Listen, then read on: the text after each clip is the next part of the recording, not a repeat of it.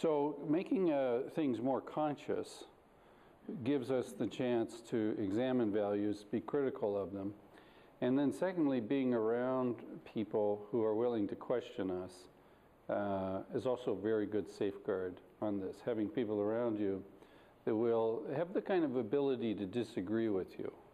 If you just have people around you that agree with you, you're going to miss something.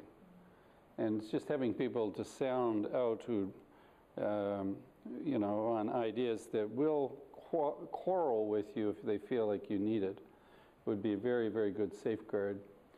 Third very good safeguard for leaders is, of course, to study things. That so much of what happens with people happens in an instant because of the speed of events, and people then make decisions under the press of action that they later would regret making because they've not really been prepared for that moment.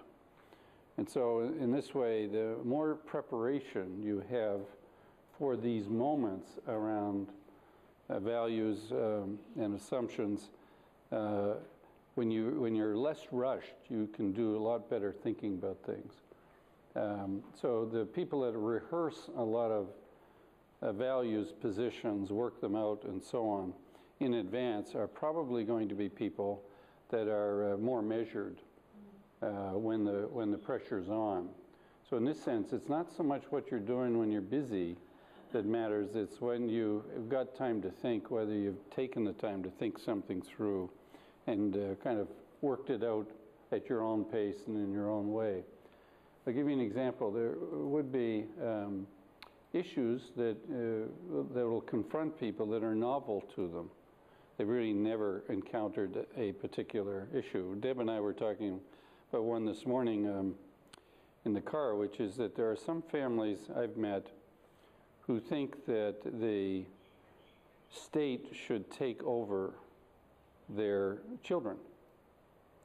That they, you know, that's their philosophy, that the state should be responsible for all of our children, you know, and that's a philosophy, you know, that these aren't really our responsibility, they're the state's responsibility. On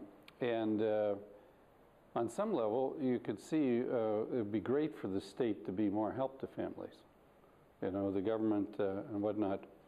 But it's a values question. You have to kind of work out, do we really want children raised by the state? Or do we want, is it better to have children raised by their own family?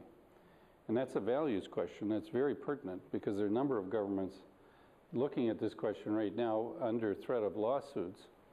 For instance, New Zealand would be one.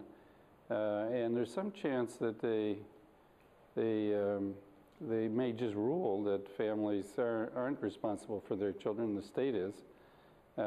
Whereas that's a very different position than if the state is there if families can't manage their responsibility.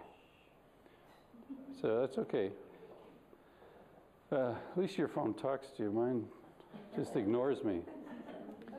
Can't engage it.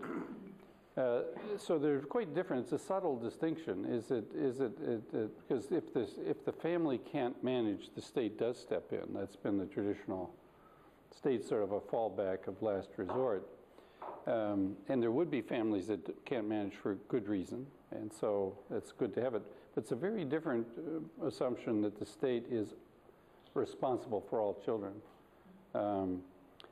because that means then that families have no responsibility and therefore no authority.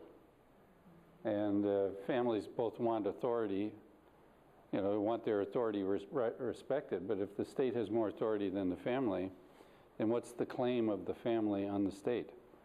And in traditional terms, families can say, this is my child, and I'm the primary kind of spokesperson for this person, and why should a bunch of rented strangers in a bureaucracy have more to say about my kid than me, you know?